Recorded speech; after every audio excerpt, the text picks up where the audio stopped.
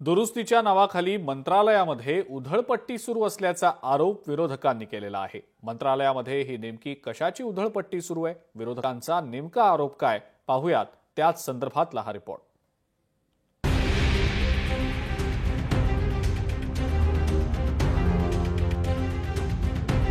काय चाललंय मंत्रालयात? मंत्रालयातील कोट्यवधींची कामं निविदेविनाच, निविदा प्रक्रियेला फाटा, तोंडी आदेशावरच फर्निचरची कामं। राज्यामध्ये महायुतीचं सरकार स्थापन होऊन 21 डिसेंबरला खाते वाटपही झालं। त्यानंतर मंत्र्यांसह आमदारांना बंगले आणि दालनं सुद्धा वितरित करण्यात आली।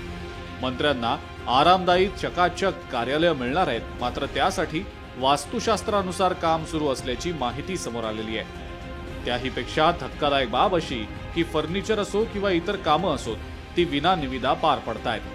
या संदर्भात मंत्रालयात काम करणाऱ्या कंत्राटदारांना विचारणा केली असता त्यांच्याकडे कामाची वर्क ऑर्डर सुद्धा नसून तोंडी सूचनेवरूनच कोट्यवधींची दुरुस्तीची कामं केली जात असल्याची धक्कादायक माहिती सूत्रांनी दिली आहे।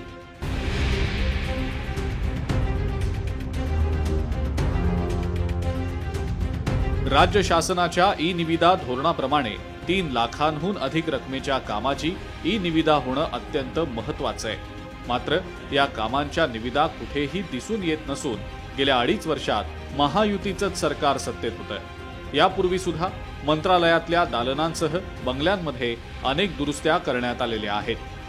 कशावर सुरू आहे खर्च? मंत्र्यांच्या दालनातील खुर्ची आणि सोफ्याची रचना वास्तुशास्त्रानुसार, फोटोंची जागा, शौचालयाचे दरवाजे, किचनची रचना ही वास्तुशास्त्रानुसार। मंत्र्यांच्या दालनात महागड्या आरामदायी खुर्च्या, सागाच्या लाकडाचं फर्निचर, चकचकीत आणि तुळतुळीत लाद्या, गालिचे, छोट्या छोट्या आकर्षक वस्तू।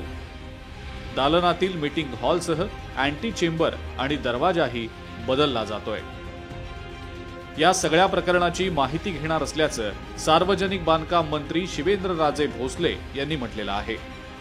मुद्दा म्हणून काय चाललं असलं तर नक्की त्याची माहिती घेईन किंवा अशा पद्धतीनं उधळपट्टी जे तुम्ही म्हणताय ही झाली नाही पाहिजे, हे नक्कीच मला पण मान्य आहे।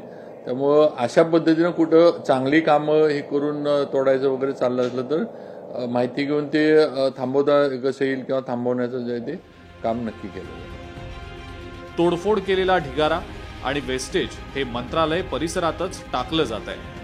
सरकारनं ही उधळपट्टी थांबवावी अशी मागणी आता विरोधक करतायत।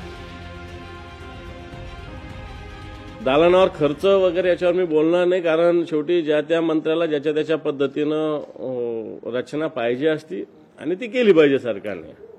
आता खर्चाला काय लिमिटेशन लावायचं तो सरकारचा अधिकार आहे, पण एखाद्या मंत्र्याला जसं पाहिजे तसं दालन बनवणं काही वावगं आहे, चूक आहे असं मला तरी वाटत नाही। एकीकडे देवेंद्र फडणवीस नेहमी म्हणत असतात हे आमचं सरकार पारदर्शक आहे, मात्र निविदा प्रक्रिया न काढता अशा प्रकारे उधळपट्टी करण्याचं काम राज्य सरकारच्या माध्यमातून होताना दिसून येत आहे। त्यामुळे मुख्यमंत्री साहेब तुम्ही आता निर्णय घेणार का, असाच प्रश्न या निमित्ताने उपस्थित होत आहे। कॅमेरामन निकेशसह विकास मिरगणे, लोकशाही, मुंबई।